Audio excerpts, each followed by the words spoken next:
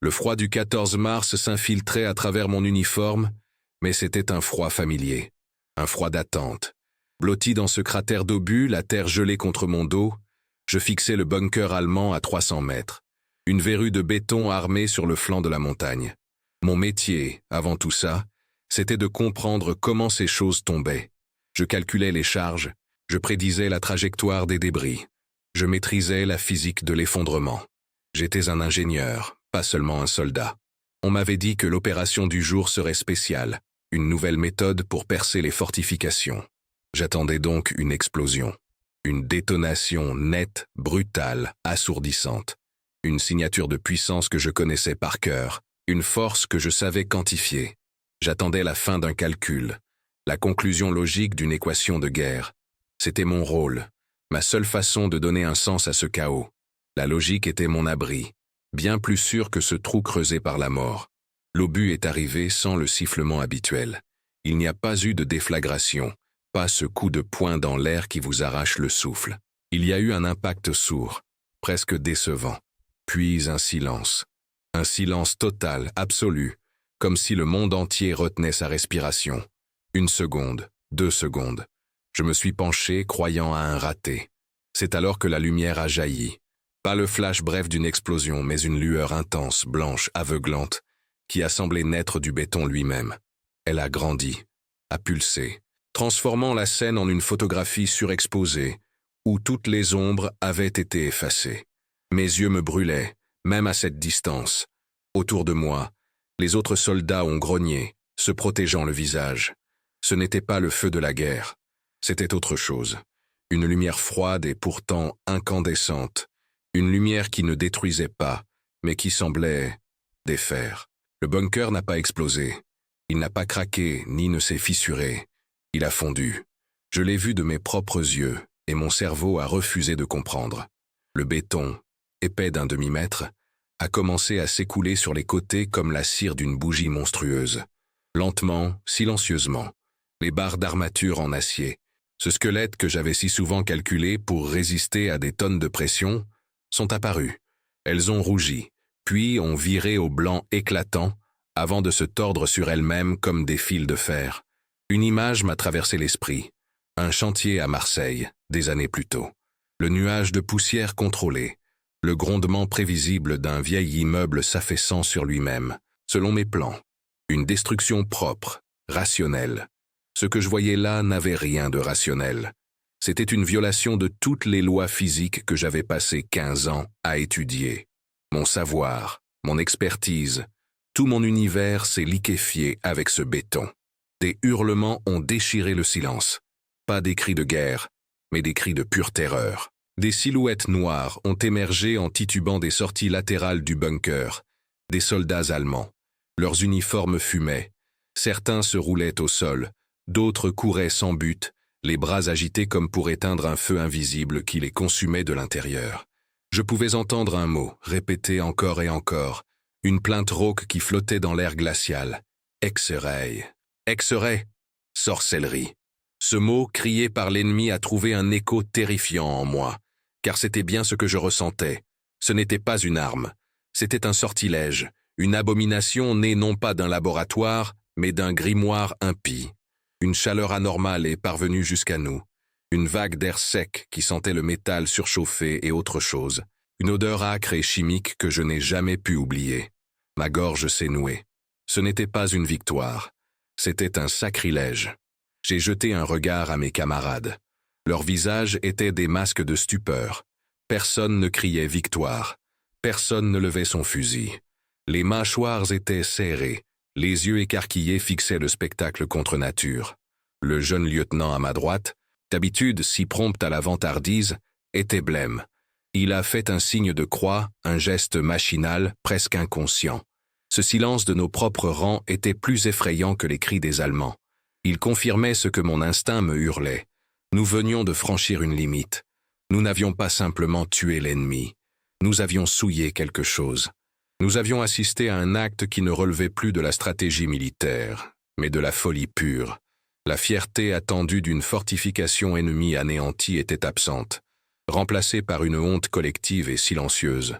Le malaise palpable d'être les complices d'une force que nous ne comprenions pas et qui, manifestement, nous dépassait. Mon humiliation était totale, mais elle n'était pas celle d'un soldat. C'était celle d'un ingénieur. Mon esprit, habitué à la certitude des chiffres et à la prévisibilité des matériaux, était en chute libre. Toute ma carrière avait été bâtie sur une foi inébranlable en un monde régi par des lois compréhensibles. La tension, la compression, la résistance, la force explosive. C'étaient mes certitudes, les fondations de ma réalité. En quelques secondes, cette arme nouvelle avait tout anéanti. Elle n'avait pas seulement fait fondre du béton, elle avait fait fondre ma raison. Je me sentais comme un homme de l'âge de pierre confronté à la foudre, incapable de voir autre chose qu'une colère divine. Mon savoir-faire, ma fierté professionnelle, tout ce qui définissait Robert Chambon avant la guerre, semblait soudain ridicule, obsolète. Un artisan minutieux face à une puissance démoniaque. J'étais devenu inutile, un témoin ignorant d'une nouvelle ère de destruction.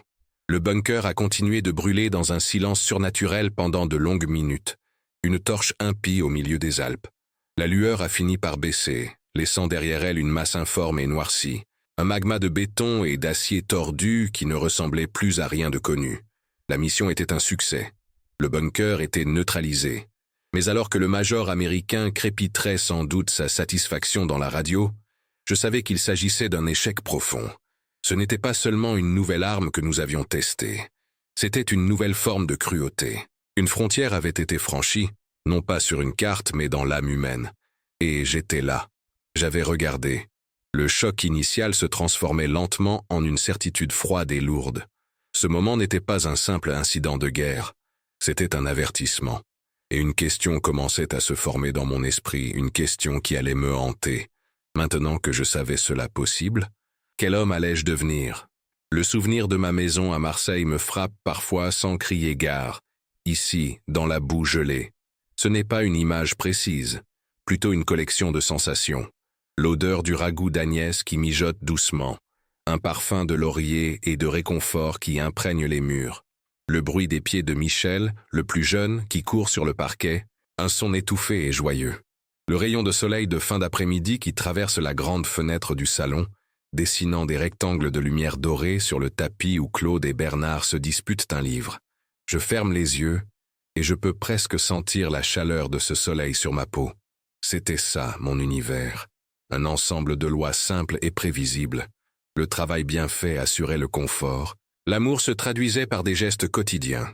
J'avais construit cette vie comme un de mes bâtiments, brique par brique, avec une confiance totale dans la solidité de la structure. Cette guerre n'était censée être qu'une fissure à réparer, pas un effondrement total des fondations. Je me revois avec Claude, mon aîné, penché sur la table de la cuisine.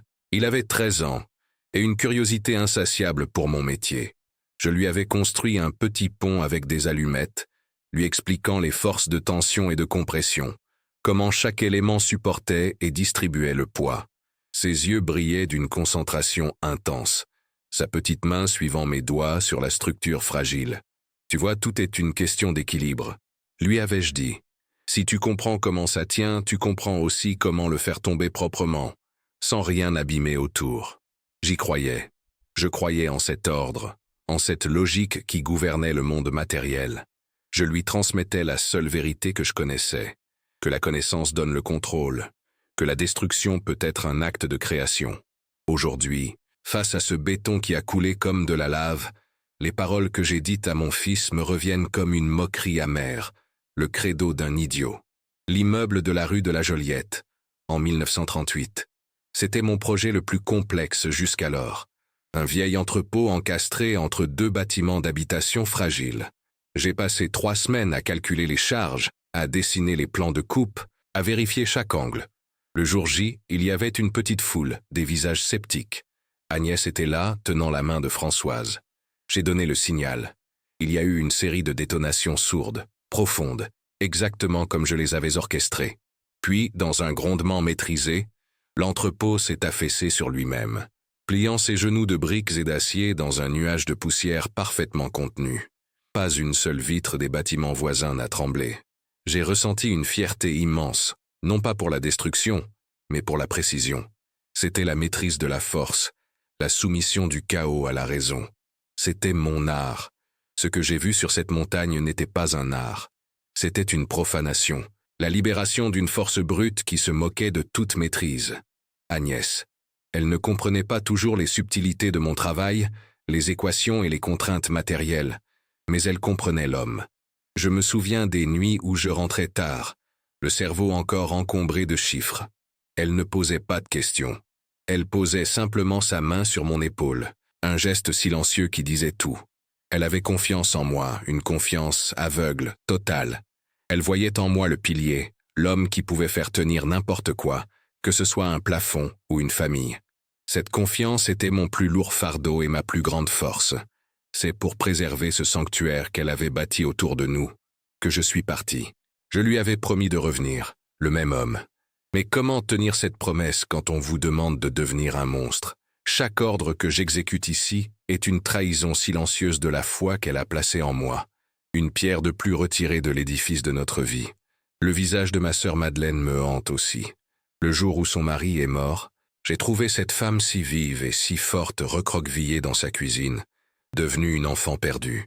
Je me suis assis à côté d'elle, et sans y penser, je lui ai pris la main. « Je suis là », ai-je dit. « Rien ne vous manquera, ni à toi, ni au garçon. » C'était une promesse faite dans un moment de chagrin, mais elle a scellé mon destin. À partir de ce jour, je n'étais plus seulement responsable de ma propre famille. J'étais le patriarche, le garant de 2 foyers. Chaque franc que je gagnais était divisé. Chaque décision était pesée à l'aune de cette double responsabilité. Ce n'était pas un sacrifice, c'était mon devoir. Un devoir que j'ai accepté. Mais ce devoir impliquait de protéger, de construire, de maintenir. Il n'a jamais été question de déchaîner un enfer sur terre, même au nom de la victoire. Cette promesse faite à ma sœur me crie que je suis sur la mauvaise voie. Il y a des souvenirs qui sont comme des encres. Michel, mon plus jeune, s'endormant sur ma poitrine un dimanche après-midi. Je sentais son petit corps se détendre complètement, son souffle chaud et régulier contre mon cou. Sa main, minuscule, s'était agrippée à mon doigt avec une force surprenante, comme s'il savait que j'étais son port d'attache, son point de sécurité absolu dans un monde trop grand pour lui.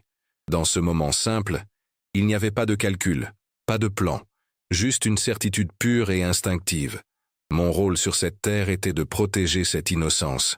Comment concilier cette certitude avec l'image de ces soldats allemands, sans doute des pères eux aussi, sortant du bunker en hurlant, consumés par un feu que j'avais aidé à apporter. Chaque cri que j'ai entendu ce jour-là était comme un écho perverti du souffle paisible de mon fils. Ma complicité dans cet acte a souillé ce souvenir, le plus pur que je possédais. Je pense souvent au terrain que j'ai vendu en 1941, une petite parcelle près de Cassis, avec vue sur la mer. Mon rêve secret. J'imaginais y construire une petite maison pour nos vieux jours, un endroit où je pourrais enfin poser mes outils. Mais l'école des neveux coûtait cher, et Madeleine peinait.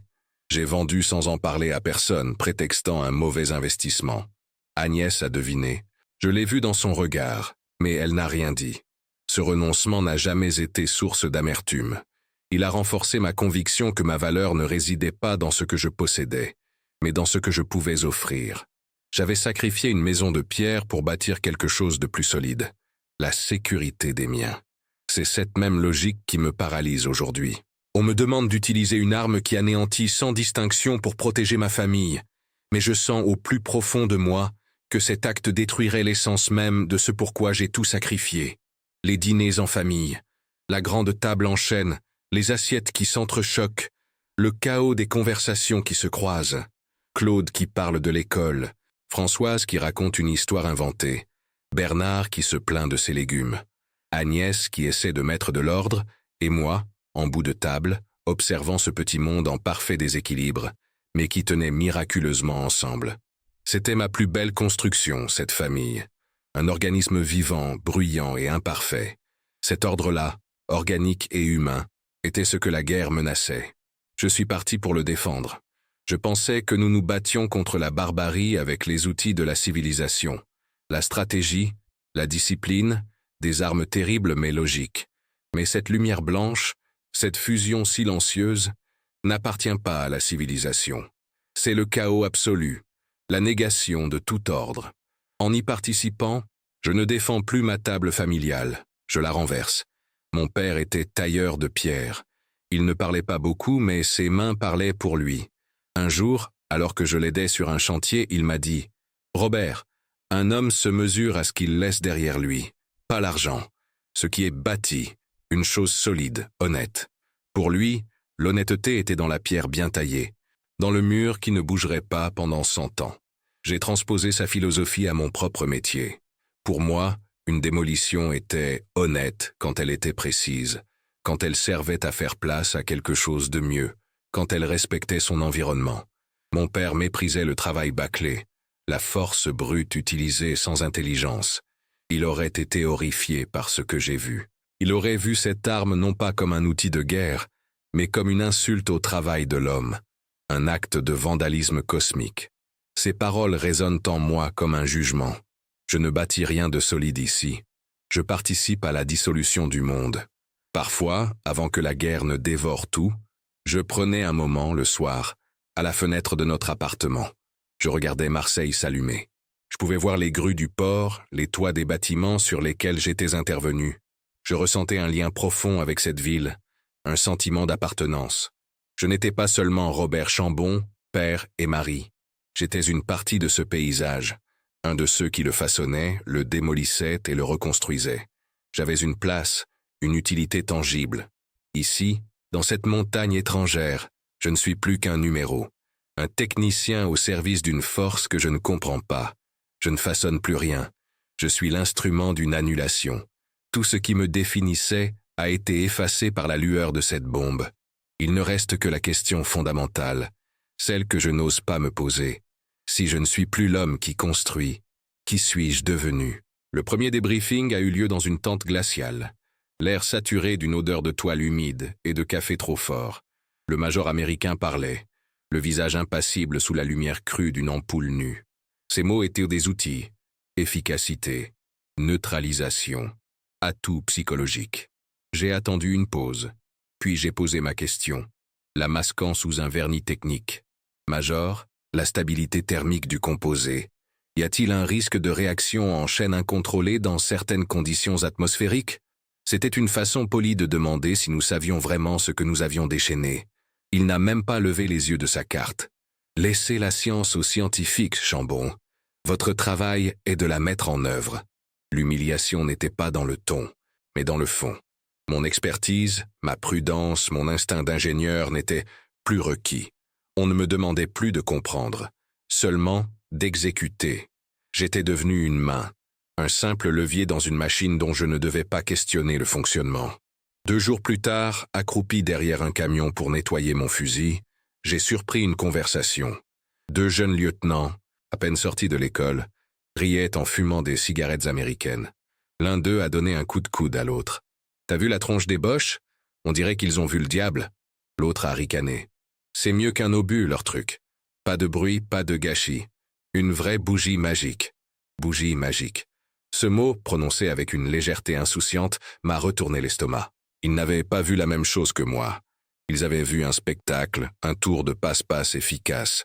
Ils n'avaient pas entendu les hurlements, ni senti cette odeur de métal et de chair brûlée. Leur jeunesse n'était pas une excuse.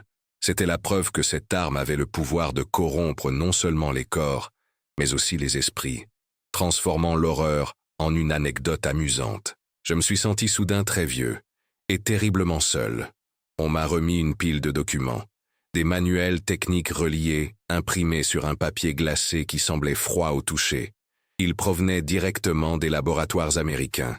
Le langage était clinique, chirurgical. Des schémas détaillés montraient la dispersion du phosphore, sa température de combustion, sa réaction au contact de divers matériaux.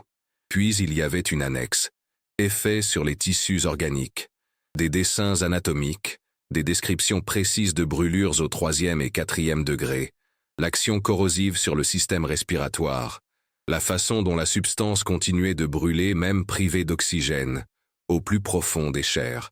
Je lisais cela, moi, l'homme qui avait passé des années à calculer comment faire tomber des murs en causant le moins de dégâts possible.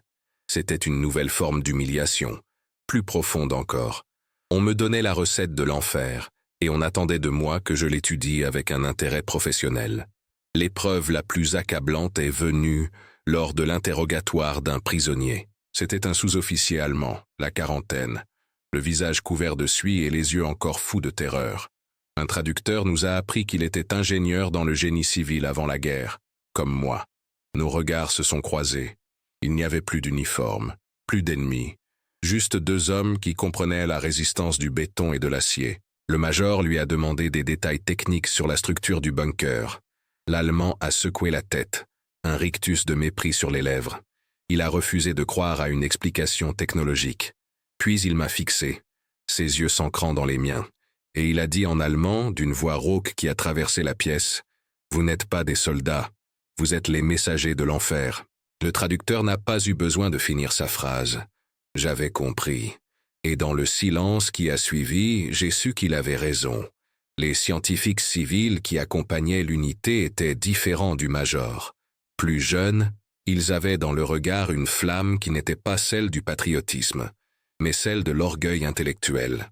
Ils ne parlaient jamais des hommes dans le bunker. Ils parlaient de rendement thermique, de potentiel de fusion et de supériorité pyrotechnique. Un soir, j'en ai entendu deux discuter avec animation de la possibilité d'augmenter la température de combustion en modifiant l'alliage du conteneur. Ils dessinaient des équations sur un carnet, excités comme des enfants devant un nouveau jouet. Leur détachement était absolu, presque inhumain. Pour eux, le champ de bataille était un laboratoire à ciel ouvert, et les soldats, allemands comme français, n'étaient que des variables dans leurs expériences. Leur rationalité froide était, d'une certaine manière, plus terrifiante que la brutalité de la guerre. Ils avaient réussi à transformer une abomination en un simple problème de physique à résoudre. Une lettre d'Agnès est arrivée, pliée en quatre dans une enveloppe fine. Elle parlait de choses simples, d'un autre monde. Michel avait attrapé un rhume, mais se portait mieux. Françoise avait eu la meilleure note en récitation. Le prix des pommes de terre avait encore augmenté. Elle me demandait si j'avais assez de chaussettes chaudes. Je lisais ces mots et je voyais le parquet de notre salon. J'entendais le bruit des couverts sur les assiettes. C'était pour protéger ce monde-là que j'étais ici. Mais chaque ligne que je lisais creusait un fossé plus profond entre l'homme que j'étais pour elle et celui que je devenais. Comment aurais-je pu lui expliquer que mon travail consistait désormais à étudier des manuels sur la combustion des chairs humaines? Le silence devenait mon seul refuge, une carapace nécessaire pour empêcher la folie de ce monde-ci de contaminer le sien. Je lui ai répondu en mentant, en parlant de la routine et du froid, en taisant l'essentiel. Mes habitudes ont changé sans que je m'en rende compte. J'ai commencé à éviter le mess des officiers. Le son de leurs conversations, leurs plaisanteries, tout me devenait insupportable. Je prenais ma gamelle et je m'asseyais seul, à l'écart, le dos appuyé contre la roue d'un camion. Je passais des heures à démonter et remonter mon fusil, un geste mécanique qui occupait mes mains et libérait mon esprit. Mes nuits étaient courtes, peuplées d'images de métal en fusion et de silhouettes qui courent en silence. Les autres soldats ont dû remarquer mon changement. Ils ont mis ça sur le compte de la fatigue, du cafard du front. Ils me laissèrent tranquille. Cette solitude, au début subie, est devenue une nécessité. Je devais m'éloigner du bruit de leur certitude pour pouvoir entendre la petite voix qui grandissait en moi, celle qui me disait que l'obéissance avait des limites. Le major m'a fait venir dans son bureau de campagne. Il y avait une carte de la région étalée sur sa table de fortune. Il ne m'a pas crié dessus. Au contraire, son ton était presque paternel, ce qui le rendait d'autant plus dangereux. « Chambon, j'ai une autre mission pour vous, une cible importante. Nous avons besoin de votre expertise pour préparer la charge. La meilleure expertise. » Il a pointé un cercle rouge sur la carte. « Nous comptons sur vous pour que ce soit aussi propre que la dernière fois. » Propre. Le mot a résonné étrangement. Il me regardait droit dans les yeux, cherchant l'approbation, la confirmation que j'étais toujours son homme, son outil fiable. Je n'ai rien dit, hochant simplement la tête. Mais à l'intérieur, une barrière s'est érigée. La pression n'était plus seulement extérieure. Elle venait de ma propre conscience, qui me sommait de choisir un camp. Et ce n'était plus celui du major. Ils m'ont montré les photographies aériennes de la nouvelle cible. Un autre de ces bunkers de béton, une cicatrice grise sur le flanc vert de la montagne. Les techniciens discutaient de l'angle d'approche, de l'altitude de largage. Mais mon regard était accroché à un détail. Une petite tache sombre à quelques centaines de mètres de la fortification. Une annotation sur la photo indiquait « Structure agricole, possible présence civile ». Un des jeunes scientifiques a balayé la question d'un geste de la main. La zone d'effet thermique est théoriquement contenue. Le risque est acceptable. Risque acceptable. Ces deux mots ont suffi. Pour la première fois depuis des mois, la confusion qui m'habitait s'est dissipée, remplacée par une certitude froide et tranchante. Mon devoir n'était pas d'obéir à ces hommes. Mon devoir était de protéger cette tache sombre sur la photo, de protéger les innocents contre leur logique meurtrière. L'idée n'est pas venue comme un éclair. Elle a germé lentement, dans les recoins de mon esprit d'ingénieur. Elle est née de la colère, mais elle a pris forme grâce à la raison. Si je ne pouvais pas refuser la mission, je pouvais la faire échouer. J'ai repris les manuels techniques américains, ceux qui m'avaient tant révulsé. Je ne les lisais plus avec horreur, mais avec une concentration intense. Je n'y cherchais plus des preuves de leur barbarie, mais une faille, une faiblesse dans leur création parfaite. Je connaissais les explosifs, je connaissais la chimie des détonateurs. Leur arme était nouvelle, mais elle obéissait forcément à des lois physiques. Et toute loi peut être contournée. Mon cerveau, si longtemps paralysé par le choc, s'est remis en marche. Il calculait à nouveau, non pas pour détruire, mais pour empêcher la destruction. Pour la première fois depuis des semaines, je sentais que je reprenais le contrôle. Cette nouvelle résolution m'a plongé dans une solitude encore plus profonde. Je devais jouer un rôle, celui de l'ingénieur compétent et obéissant, tout en préparant mon acte de sabotage. Chaque conversation était un champ de mine. Chaque question technique posée par le major ou les scientifiques était un test auquel je devais répondre avec assez de conviction pour ne pas éveiller les soupçons, mais sans trop en révéler. Le poids du secret était écrasant. Je me sentais comme une de ces structures que je démolissais autrefois, dont les fondations avaient été minées en silence, attendant la détonation. Je voyais le respect dans le regard de mes hommes, qui me faisaient confiance pour les guider dans cette nouvelle mission. Et cette confiance était comme un couteau dans ma poitrine. Ils croyaient que je préparais une arme, alors que je forgeais un échec. Une nuit, incapable de dormir, je suis sorti de la tente. L'air des Alpes était pur et glacial, le ciel d'une clarté incroyable. Des milliers d'étoiles brillaient, indifférentes à notre folie. J'ai pensé à mon père, le tailleur de pierre, à ses mains calleuses, à sa philosophie simple. Un homme se mesure à ce qu'il bâtit de solide et d'honnête. Pendant des années, j'avais cru que cela s'appliquait à mes ponts, à mes calculs, à ma capacité de maîtriser le chaos. Mais cette nuit-là, j'ai compris. L'acte le plus solide, le plus honnête que je pouvais accomplir n'était pas une construction, mais une obstruction. Saboter cette arme ne serait pas un acte de trahison, mais l'acte professionnel le plus intègre de ma vie. C'était ma façon de tailler la pierre, de remettre un peu d'ordre moral dans un monde qui avait perdu le sien. La décision était prise. Silencieuse, irrévocable. Je savais ce que j'avais à faire. Le major a replié la carte. Ses mots flottaient encore dans l'air de la tente, froids et précis comme des instruments de chirurgie. Démonstration de force nécessaire. Il avait dit cela sans ciller, le doigt posé sur une tache sombre près du bunker, une ferme où des vies continuaient peut-être leur cours simple et ignorant. J'ai hoché la tête, un automate bien huilé. Mon corps a obéi, mais mon esprit s'est figé. Ce n'était plus une question de stratégie militaire, de neutralisation d'une menace ennemie. C'était autre chose.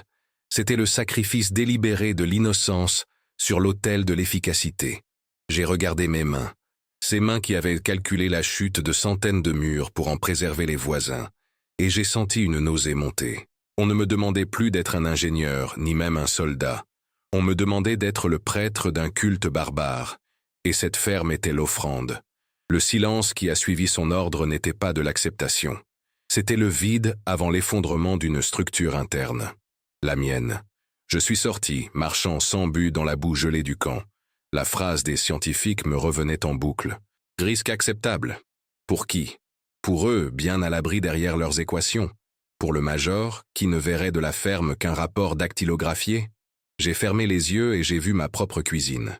J'ai vu Agnès éplucher des légumes, le dos légèrement voûté. J'ai entendu Michel renverser un verre de lait. Le cri bref de Françoise, le rire de Bernard. Une famille. Une structure agricole. Sur une carte, c'était cela. C'était un désordre vivant et fragile.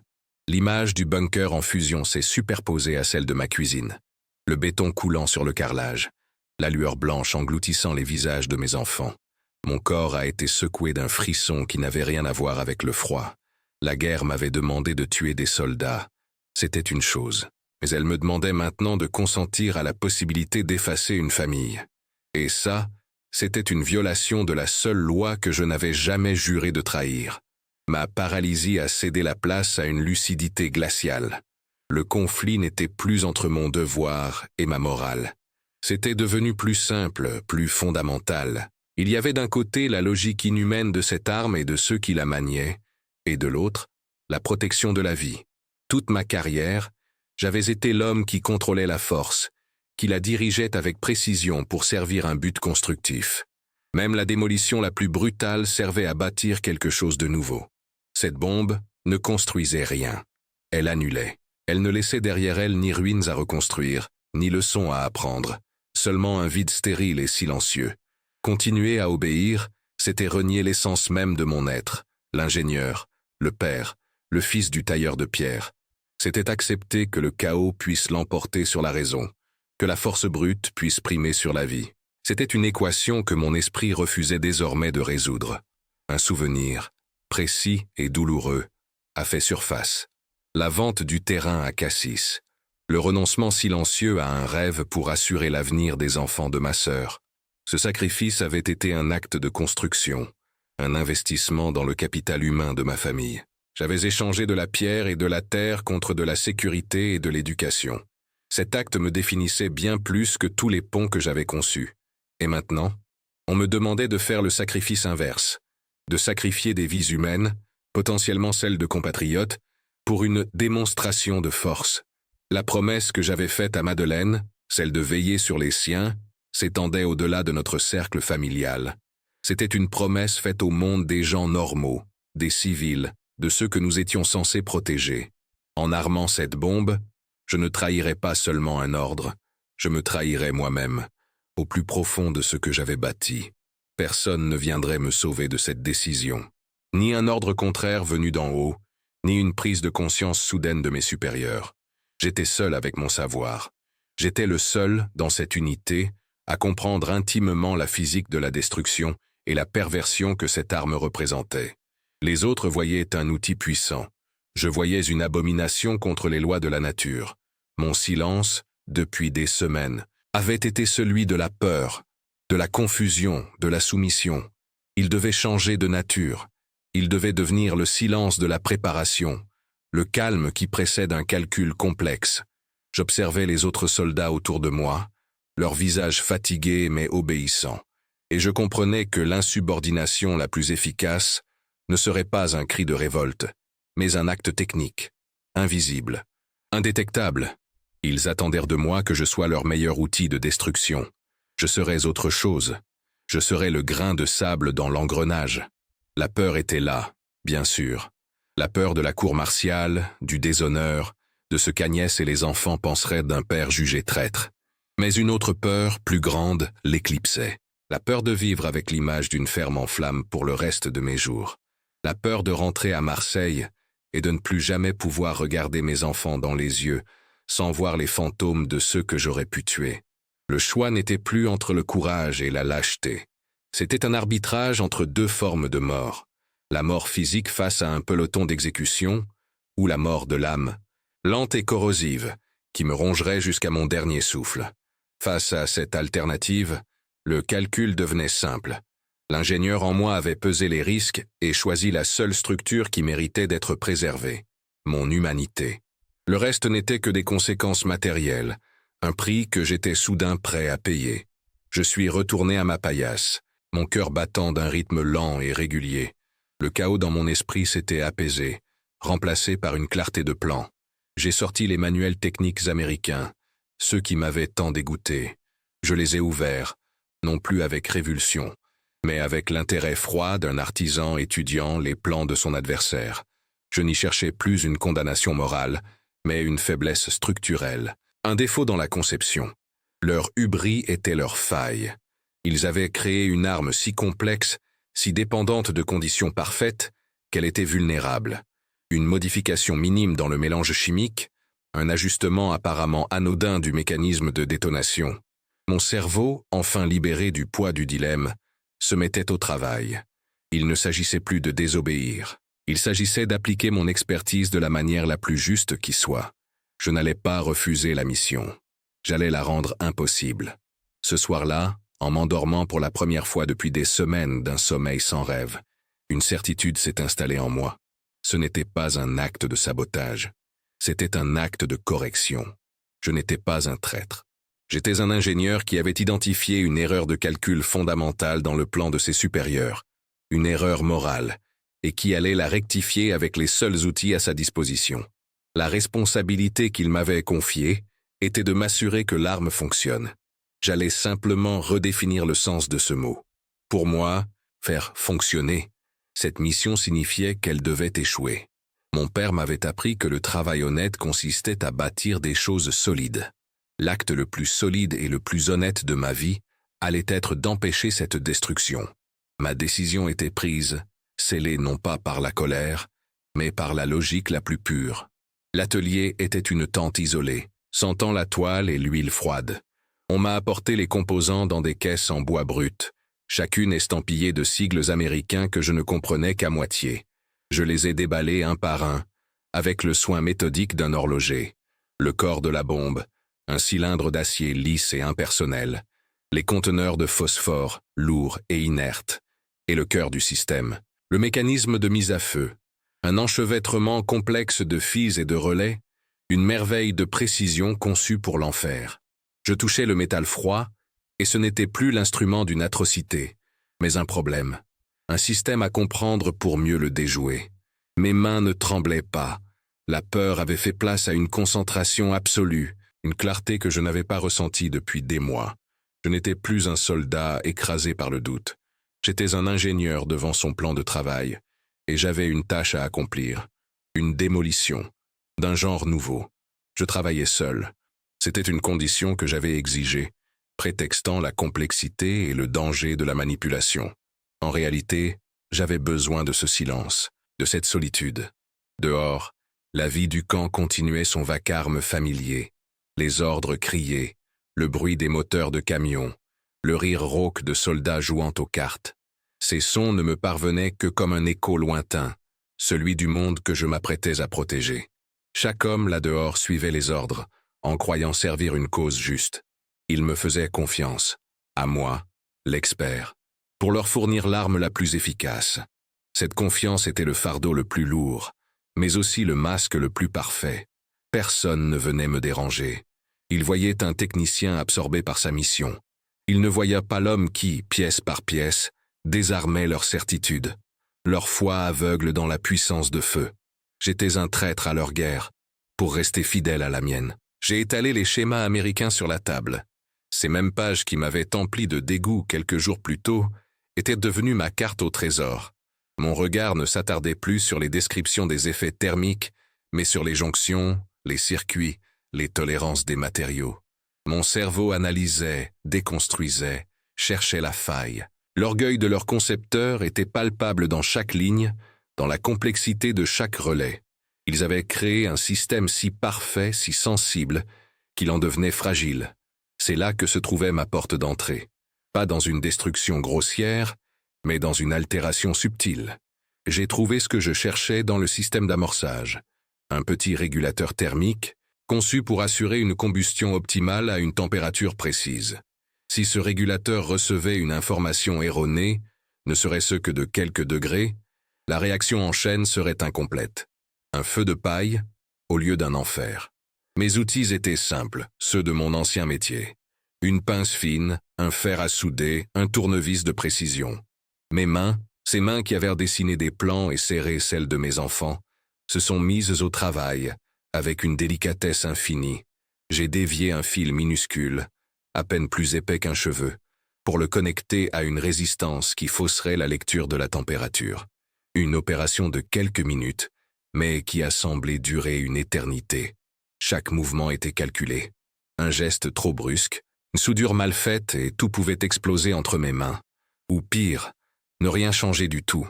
Je retenais mon souffle, le monde extérieur aboli. Il n'y avait plus que moi, le fil de cuivre et le destin de cette ferme suspendu à la précision de mon geste. Quand j'ai terminé, la modification était invisible à l'œil nu. Le mécanisme semblait intact, parfait. Mais je savais que je venais de lui inoculer le virus de l'échec. Le sabotage physique ne suffisait pas. Il me fallait un alibi, une explication qui tienne la route face à des hommes qui ne croyaient qu'en la science. J'ai pris une feuille de papier et j'ai commencé à rédiger mon rapport. J'ai utilisé leur propre jargon, leurs propres formules. Compte tenu de l'hygrométrie ambiante et de la basse pression atmosphérique, un ajustement du seuil de détonation thermique est requis pour prévenir une combustion prématurée et garantir la sécurité de l'aéronef. J'ai rempli la page de calculs complexes, de justifications techniques volontairement obscures. Je bâtissais une muraille de mots, une forteresse de rationalité pour masquer un acte de pure conscience. C'était la plus grande perversion de mon métier. Utiliser la logique pour défendre l'illogique, utiliser la science pour défaire la science. Mais en écrivant, je sentais une sorte de fierté amère. Je ne me contentais pas de désobéir. Je leur prouvais, dans leur propre langage, que leur arme était imparfaite. Un instant, le doute m'a saisi.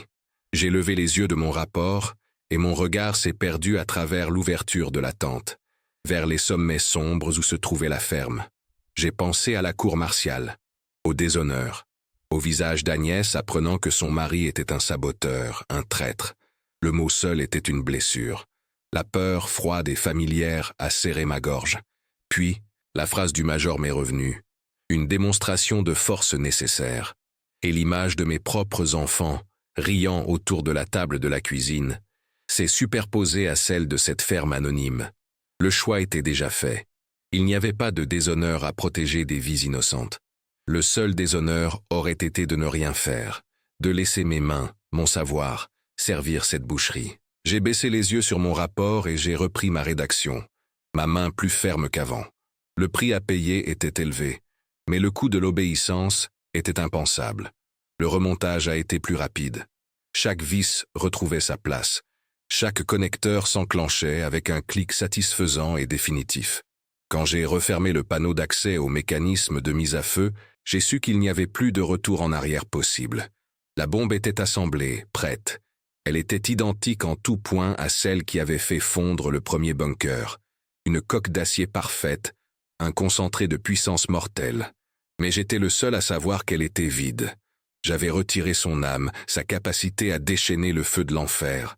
Elle n'était plus qu'un projectile lourd, une menace neutralisée, un mensonge de métal.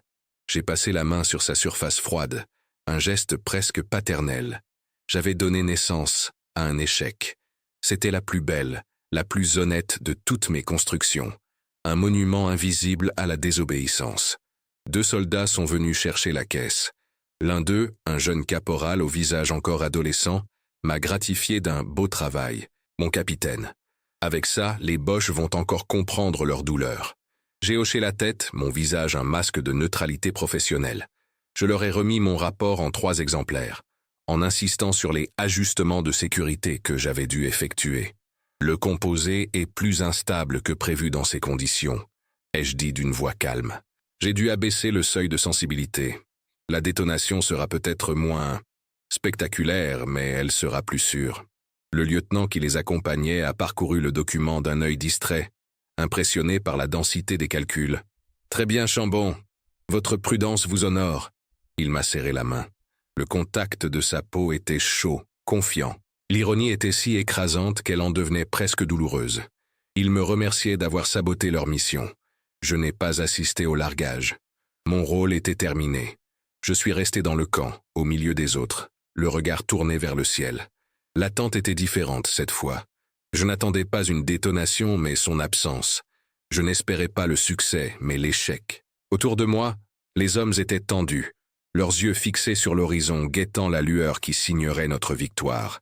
Ils étaient unis dans cette attente, une fraternité de destruction. Moi, J'étais seul, un îlot de silence au milieu de leur impatience. Je n'étais ni avec eux, ni contre l'ennemi. J'étais ailleurs, dans un troisième camp, celui de l'ingénieur qui avait posé son veto, celui de l'homme qui avait décidé que la physique devait, pour une fois, se soumettre à la morale. Je ne ressentais aucune angoisse du résultat. Mon acte était accompli. Ce qui suivrait n'était plus de mon ressort. J'ai pensé à mon père, devant un bloc de granit brut. Il disait toujours que le plus dur n'était pas de frapper la pierre, mais de savoir où ne pas frapper, de voir la forme finale dans la masse et de n'enlever que le superflu, en respectant la nature de la roche. Ce jour-là, face à cette arme absolue, j'ai compris la profondeur de sa leçon. Mon devoir n'avait pas été de la faire fonctionner au mieux, mais d'en retirer le superflu, sa cruauté, son inhumanité. Je n'avais pas trahi mon serment de soldat. J'avais accompli mon devoir d'homme, celui de préserver plutôt que d'anéantir. Peu importèrent les conséquences, la cour martiale ou le jugement de l'histoire. Dans le silence de ma conscience, j'avais bâti quelque chose de solide, d'honnête, un échec. Et c'était la seule victoire qui comptait désormais. L'écho de l'impact s'est éteint dans un silence total. Pas le silence respectueux qui suit une détonation maîtrisée, mais un silence gêné, interrogateur, un vide sonore qui s'est étiré pendant de longues secondes. Autour de moi, les visages se sont tournés, les yeux cherchant une explication. J'ai senti le regard du major américain se poser sur moi, un regard lourd, brûlant de questions et d'une fureur contenue. Les scientifiques, un peu plus loin, parlaient entre eux à voix basse, agitant des mains nerveuses. J'ai gardé mon visage impassible, mon corps immobile, alors qu'à l'intérieur, un soulagement immense et terrifiant se propageait. Le bruit de l'échec était un silence assourdissant, et j'étais le seul à en comprendre la musique. Ils attendaient une apocalypse. Je leur avais offert un contretemps. Le premier acte de ma nouvelle vie venait de se jouer sans le moindre bruit, sous le regard incrédule de mes supérieurs. Le débriefing fut une parodie de procès. La tente était saturée d'une tension palpable, l'air épais de reproches silencieux. Le major ne m'a pas attaqué de front. Il a posé mon rapport sur la table, le poussant vers moi avec le bout de l'index. « Expliquez-moi encore, Chambon. » Sa voix était dangereusement calme. J'ai repris mes arguments, point par point, avec la froideur d'un ingénieur présentant ses conclusions. L'hygrométrie, la pression, l'instabilité du composé. J'ai noyé leur colère sous un flot de données techniques, une digue de rationalité contre leur frustration. Les scientifiques ont tenté de contester mes calculs, mais je les avais rendus si complexes, si volontairement obscurs, qu'ils ne pouvaient que pointer des anomalies théoriques. Je n'étais plus sur la défensive. J'étais dans mon élément, celui des chiffres et des lois physiques. J'utilisais les outils de leur monde pour saboter leurs certitudes, et ils n'avaient aucune prise. Dans les jours qui ont suivi, une nouvelle atmosphère s'est installée dans le camp. La foi dans l'arme miracle s'était fissurée. Les conversations animées sur sa puissance avaient cessé, remplacées par des murmures et des regards suspicieux. Les jeunes lieutenants qui avaient plaisanté sur la bougie magique détournaient maintenant les yeux quand je passais. Mon expertise, autrefois respectée, était devenue source de méfiance. J'étais l'homme qui avait prouvé que leur nouvelle divinité était faillible. Cette mise à l'écart était une validation silencieuse. Leur malaise confirmait que j'avais touché quelque chose de plus profond que le simple mécanisme d'une bombe. J'avais brisé le mythe, semé le doute dans leur religion de l'efficacité. Je n'étais plus l'un des leurs. J'étais devenu le rappel constant et silencieux que la technologie, aussi avancée soit-elle, pouvait être déjouée par une seule conscience humaine. La conséquence officielle ne s'est pas fait attendre. Ce ne fut pas la cour martiale, mais une mort administrative, plus discrète. Mon nom a disparu de la liste des opérations spéciales. On m'a réaffecté à une unité de déminage conventionnelle, loin du front, dans une vallée déjà sécurisée. La justification était vague. Besoin d'experts pour la consolidation des infrastructures. C'était une punition, une mise au placard évidente. Mais pour moi, c'était une libération. Je me suis retrouvé à genoux dans la terre, les mains sur des mines allemandes classiques, des engins brutaux mais honnêtes. Leur mécanisme était prévisible, leur danger quantifiable. Chaque mine que je désamorçais était un acte de construction, une annulation de la mort qui obéissait à des lois que je comprenais. Je n'avais jamais ressenti une telle paix au travail. le sentiment de retrouver un métier sensé, de nettoyer le monde au lieu de le souiller. La guerre dans les Alpes a pris fin quelques semaines plus tard. La victoire a tout emporté, balayant les échecs et les questions gênantes sous le tapis de l'histoire. Le major, les scientifiques, toute l'unité spéciale ont été dissous, leurs membres dispersés vers d'autres fronts, d'autres projets. L'incident du bunker n'a jamais été officiellement mentionné. Il est devenu un non-événement, une anomalie technique vite oubliée. Pour eux, ce n'était qu'un raté. Pour moi, c'était le pivot de mon existence. Je suis resté avec mon secret, un fardeau qui ne serait jamais jugé, ni condamné, ni pardonné. L'absence de confrontation, de résolution, était peut-être la plus étrange des conséquences. Il n'y avait pas eu de drame, juste un silence qui s'est prolongé, laissant mon acte suspendu dans un vide moral, sans témoin autre que ma propre conscience. Le retour à Marseille a été un choc d'une autre nature. La guerre s'effaçait, mais elle avait laissé en moi une trace indélébile. En retrouvant Agnès et les enfants, j'ai ressenti un décalage profond, un abîme entre leur innocence préservée et mon expérience. Je ne pouvais pas leur raconter. Comment expliquer à ma femme que j'avais délibérément fait échouer une mission?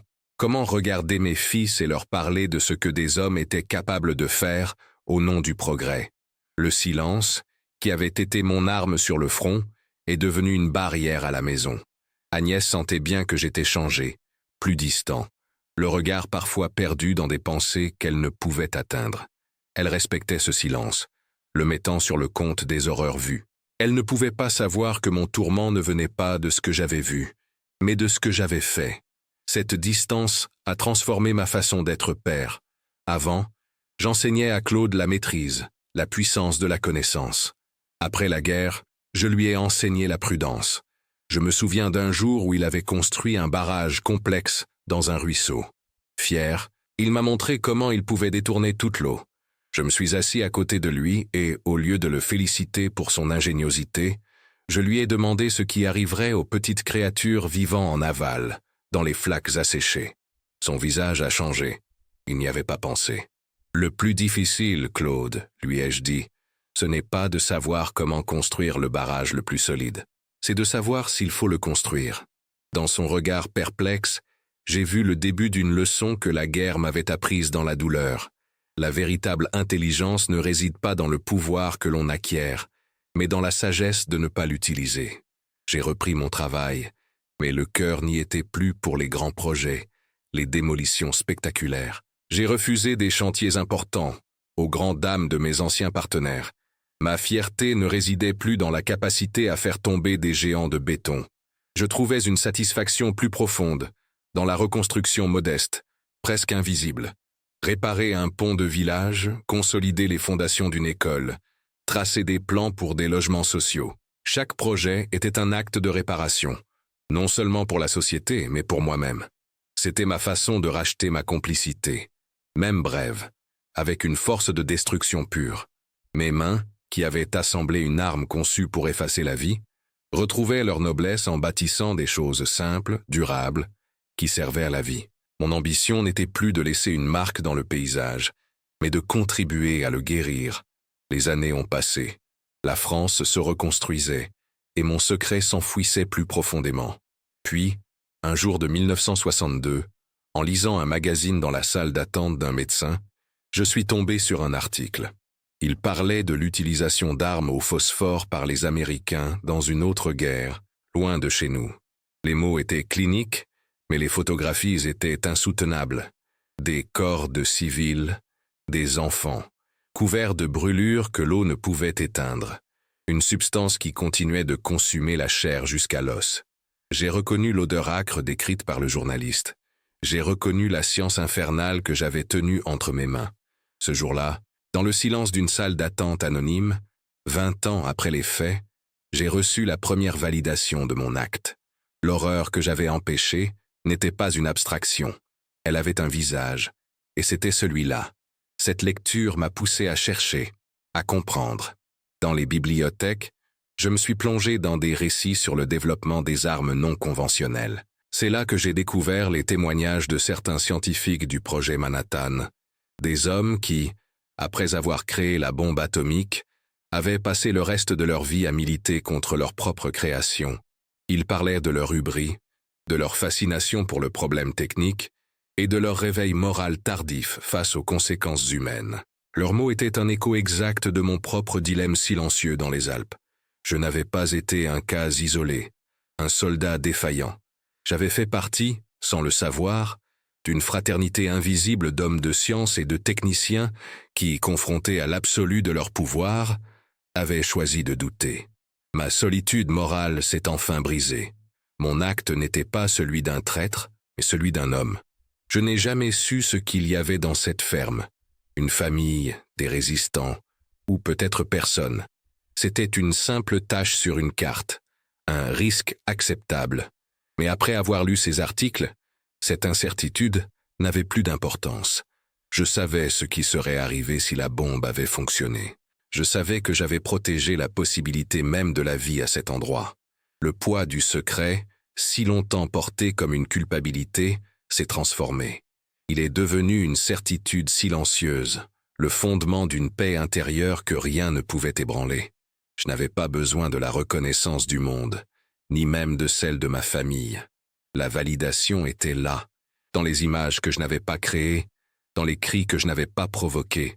J'avais gagné ma propre guerre ce jour-là, dans une tente isolée, une guerre dont personne ne connaîtrait jamais le nom. Je suis retourné à ma vie, à mes chantiers modestes, à mes dîners en famille. Je n'étais plus le même homme qu'avant la guerre, celui qui croyait en la toute-puissance de la logique. J'étais devenu un artisan, pas un héros. Un homme qui avait appris que la plus grande expertise ne consiste pas à savoir comment détruire, mais à comprendre pourquoi il ne faut pas le faire. Les autres soldats avaient reçu des médailles pour leur bravoure. Ma seule récompense était ce silence, cette connaissance intime que, face à un outil conçu pour nier l'humanité, j'avais réussi à préserver la mienne. Mon père disait qu'un homme se mesure à ce qu'il bâtit de solide. Je n'ai jamais rien bâti de plus solide que cet échec. Le retour à Marseille fut un exil intérieur. Je marchais dans les rues familières, je m'asseyais à la table familiale. Mais une part de moi était restée là-haut, dans les Alpes.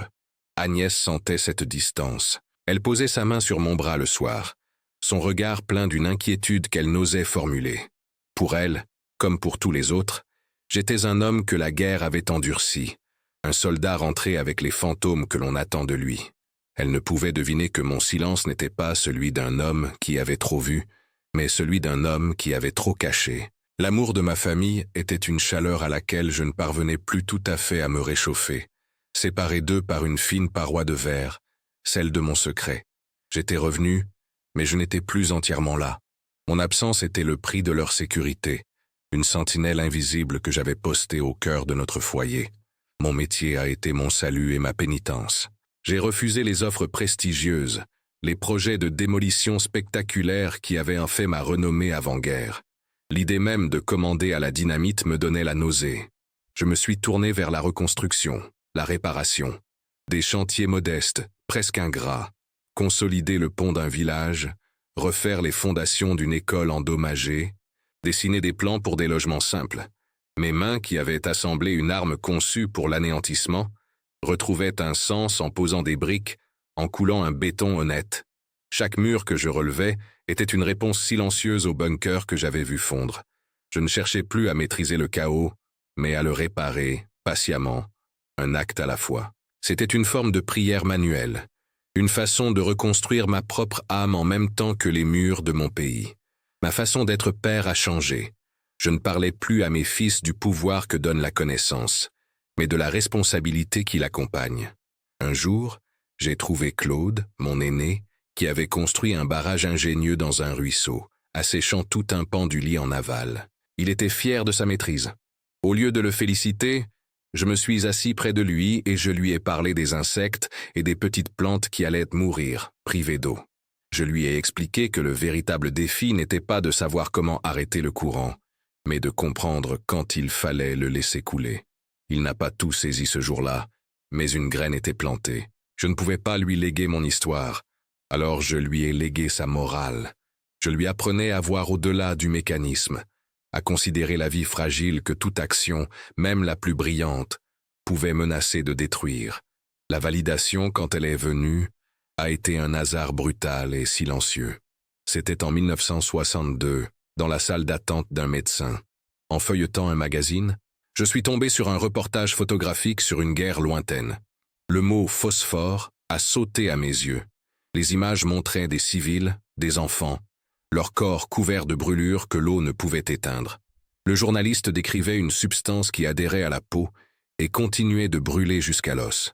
J'ai senti l'odeur âcre du 14 mars 1945 remonter dans ma gorge. Le monde autour de moi s'est dissous.